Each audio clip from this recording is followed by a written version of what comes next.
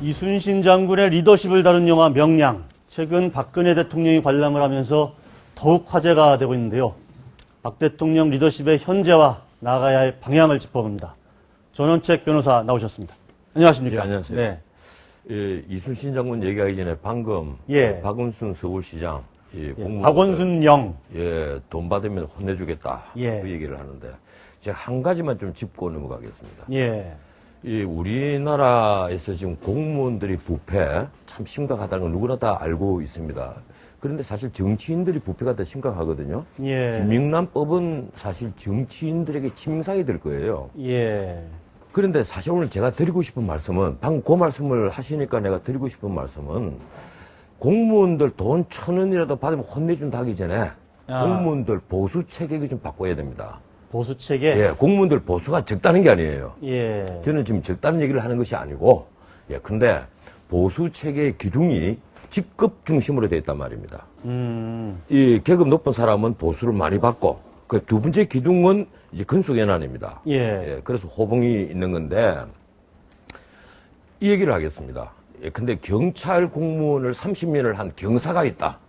형사단 말이에요. 그런데 그 정도 되면 애들 한 2명이 있다면 대학을 다 다닙니다. 대학을 보낼 수 있는 봉급은 줘야죠. 가령 서울시청에 6급 공무원, 30년 근속을 한 6급 공무원이 있다면 애들 둘이를 대학을 보낼 수 있는 봉급은 주고 뇌물을 받아먹지 말라고 얘기를 해야죠. 그렇지 않습니까? 그렇다고 해서 너 봉급 적으니까 봉급 많은 대로 나가. 이럴 수는 없는 거란 말이에요. 공동체를 위해서 서비스를 하는 것이 공무원직인데 그 전문가 조직들을 봉급 적으니까 그럼 많은 대로 가. 이럴 수는 없다면 우리는 지금 이 직급 중심으로 보수 체계가 되어 있는데 미국만 하더라도 대통령보다 봉급 많이 받는 연봉이 센 연간 공무원들이 많이 있습니다. 이 직급이 낮다고 해서 봉급을 적게 준다.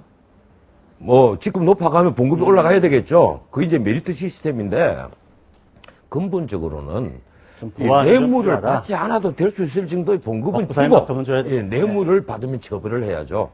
근데 애들 둘이가 대학을 다니는데 내 봉급으로 애들에게 좋은 옷도 하나 못 사주고, 신도 하나 못 사준단 말이에요. 근데 처음에는 뇌물에 눈이 멀지 않지만, 누가 봉투를 갖다 주면, 거절하다가도 그 애들이 눈에 보이니까, 눈에 밟히니까 봉투를 받는 거예요. 그게 습관이 되면 나중에는 이제 돈을 요구를 하게 된단 말이에요. 자기가 받는 봉급보다 행사하는 권력은 엄청난 것이거든요. 가지고 있는 권한은 엄청나단 말이에요. 그러면 생각만 있으면 유혹에 넘어갈 봉투를 수가 언제든 있다. 옵니다. 오늘의 주제는 아니지만 이게 좀 논쟁이 될 만한 사안이긴 합니다. 왜냐하면 일반인들은 그렇다고 그래서 저 자녀들 다 대학 충분히 보낼 만큼 돈을 벌고 있느냐? 물론 그것도 그렇죠. 아니거든요. 그런데 우리가 뇌물이나 부정부패를 얘기를 하면 늘 지금 이제 하위직 공무원들을 가장 많이 건드립니다. 500만 원만 받아도 구속시키고 처벌하고 이 난리들을 치는데 물론 뇌물 받는 건 나쁜 거죠. 아주 나쁜 거예요. 우리나라는 그 청평리가 참 드문 나라였습니다.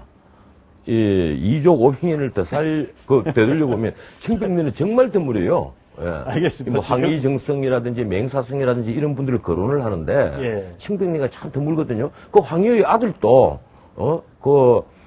판서가 아니고 참판에 이르는데 고관이 살 수 있는 엄청난 대굴 같은 집을 짓고 거기에 축하인을 벌이니까 아버지가 가서 혼을 냈다는 것 아닙니까? 어떻게 네가 이런 큰 집에 살 수 있느냐? 그래서 일어나서 나갔다고 하거든요. 그런 비하가 있는 것처럼 이게 참 청평리가 되기가 굉장히 힘든 겁니다. 제가 모두에 얘기가 너무 길었습니다. 지금 요새 명량이 참 유행이에요. 보셨어요? 아니요, 저는 못 봤습니다. 그리고 저도 내일 좀 한번 볼까 생각합니다. 그 영화를 두고 잘 만들었다는 사람도 있고 그 앞에 그 감독의 전작이 활이라는 건데 최종병기 활. 영화인데 그 영화는 제가 봤어요. 재밌었죠. 케이블로 제가 봤습니다. 그런데 이번 뒤에 명량은 졸작이다. 과거에 이순신 장군 영화가 굉장히 많이 나왔습니다, 우리나라에. 그때는. 과거죠. 근데 최근 한 20, 30년 동안 없었다. 그때는 영화의 제작 기법이 지금처럼 이제 좋지 못할 텐데, 이번에 저 명량이라는 영화는 특히 전쟁 씬이 대단하다. 이렇게 상찬하는 사람도 있고, 또 어떤 비평가는 졸작이다. 예. 이 영화를 전체로 품평하면 안 좋다. 이런 사람도 있고, 뭐, 저도 보면 개인적인 어떤 판단을 할 수 있겠습니다만, 어떻든 대통령이 그 영화를 보러 갔다. 근데 그것도 약간 이례적입니다. 예, 대통령이 두 번째 본 거거든요. 예, 청와대는, 영화로는. 청와대는 뭐 경제 활성화 얘기까지 거기다 덧붙였는데, 문제는 그렇습니다. 이 이순신이라는 분, 예. 참 우리나라의 역사적으로 성웅으로 그 추앙받고 있고, 저도 거기에는 전혀 이의가 없습니다. 뭐 한때는 원균과 이순신의 그 진실에 관해서 사학자들 간에 논쟁이 좀 있었습니다는 예, 예. 저는 뭐 거기에 대해서 태클을 걸고 싶은 생각이 전혀 없어요. 다만 하나 말씀을 드리자면 이순신을 성웅으로 만드신 분은 박정희 대통령입니다. 그렇죠. 박정희 예. 대통령 때 현충사, 아산 현충사도 예, 다시 증축을 하고. 옛날에 여기 저 동상도 박정희 대통령 시절에 예, 그렇죠. 예, 세종로의 동상도 68년에 그 이순신을 왼손잡이로 만든 동상이죠. 예. 그래서 하지만 그 자태는 대단히 위험이 있고 그리고 강직하고 정말 충렬 있어 보이는 그런 모습으로 형상화했으니까 저도 그 동상은 잘 만들었다는 생각을 해요. 비록 왼손잡이라고 사람들이 또 호평을 하는 분들이 있는데 그래도 저는 괜찮다는 생각을 합니다. 그런데 이 옛날에 그 정치학 교과서를 보면 이런 얘기가 나옵니다. 이 독재하시는 분들, 독재하기보다는 국가를 한쪽으로 이끌어 가려고 하기 위해서 이 국민들이 따를 어떤 전형을 내세운다. 첫 번째. 그렇죠. 두 번째, 국민들이 늘 이 용기를 낼 수 있도록 통계를 늘 제시를 한다. 그런데 뭐 그 당시는 산하 제한을 강조를 했지 않습니까? 인구 증가율이 어떻다, 우리가 수출이 100만 불이 멀지 않았다, 이 수출 탑이 있었어요, 시청 앞에. 1970, 한 4, 5년까지 있었습니다, 그 수출 탑이. 그리고 우리 이제 1인당 국민 소득은 얼마다. 이걸 항상 수치로 제시를 하고. 그래서 또, 또 마지막으로. 그래, 첫 번째는 국민들이 따를 모범, 전형을 제시를 하고. 그게 이제 이순신입니다. 그 두 번째는 통계를 제시를 하고. 세 번째는 이제 하도 비판을 많이 받으시니까 하시는 말씀이 역사만이 나를 판단할 수 있을 것이다. 내 무덤에 침을 뱉어라. 이런 말씀을 하신다는 거예요. 재밌는 것은 전두환 대통령 들어와서 나도 뭔가 국민들이 따를 사람을 하나 만들어야 될 건데 그래서 내세운 게 세종대왕이죠. 세종대왕. 국보위 시절에. 요란했죠.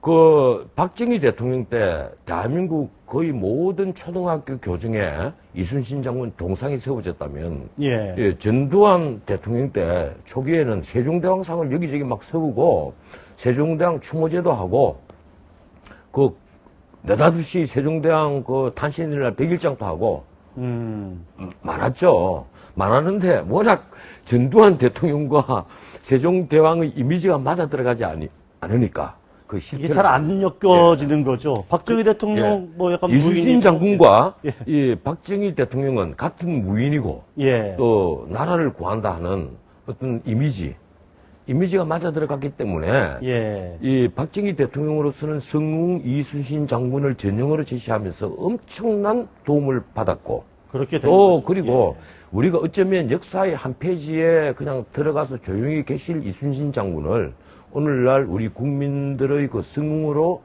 만드신 그것도 사실은 솔직히 말씀드리면 가치 있는 일입니다. 그럼요. 제가 혹시 전 변호사님 모르실 텐데 현충사 있지 않습니까? 아산 현충사. 아산 현충사가 처음에 어떻게 지어졌는지 아세요? 그게 그 일본 사람에게 뭐 땅에다 넘어갈 판이 되니까 동아일보가 그때 이걸 살리자 해서 모금모금했다는 1931년에 동아일보에서 민족의 수치라는 사설을 그게 31년이었군요. 1931년. 이게 왜 그랬냐면 당시에 이제 이순신 장군의 후손 13대 이종옥이라는 분이 가산이 다 탕진이 되고 이 묘소하고 가묘 이런 위토 이런 게 다 일본인 손에 넘어가게 됐다는 거예요. 그리고 우리 국민들이 모금으로 그 땅을 보존을 할 수 있죠. 그렇죠. 이게 일본인 손에 넘어가는 거는 민족의 수치다. 이런 사설을 우리 동아일보에 썼고 그것 때문에 이제 모금 운동이 벌어진 거죠. 저는 솔직히 말씀드리면 그 점은 제가 그 상세히는 몰랐어요. 그랬다가 이제 박정희 대통령 때 다시 이거를 더 크게 그걸 이제 성역화하는 작업이 하고 예. 박정희 대통령 가서 이제 활도 쏘고 예. 그랬거든요. 거기 그걸 이 가서. 현충사를 제대로 현재처럼 조성한 것은 박정희 대통령이죠. 그렇죠. 예. 거기 현충사에 가서 그 저는- 보셨습니까? 칼, 예, 땡칼, 장칼. 저는 지금까지 현충사 3차례 갔는데 예. 우리나라 이 공직자들이 어떤 큰 결단을 내리면 꼭 예. 가는 데가 있지 않습니까? 그렇죠. 이 현충사 그리고 서울의 현충원 예, 두 군데를 꼭 가죠. 보면 예, 그래서 지금 저 이순신 예. 칼 저게 이제 유명한 문구 아니겠습니까? 이순신 장군의 칼에 일휘 새겨진 소탕이네요. 예, 일휘소탕, 혈염산하. 혈염산하. 예, 한 번 휘둘러 적을 소탕하니 피가 강산을 물들인다.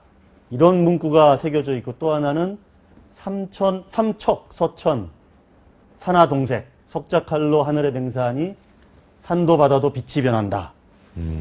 정말 멋있는 참 말. 이순신 장군의 이순신 장군이 우리 국민들에게 어떤 가르침이, 그 예. 가르침이 있다면, 네. 뭐 말이 있겠지만, 이 공동체를 위해서 자기를 희생한다는 희생정신이에요.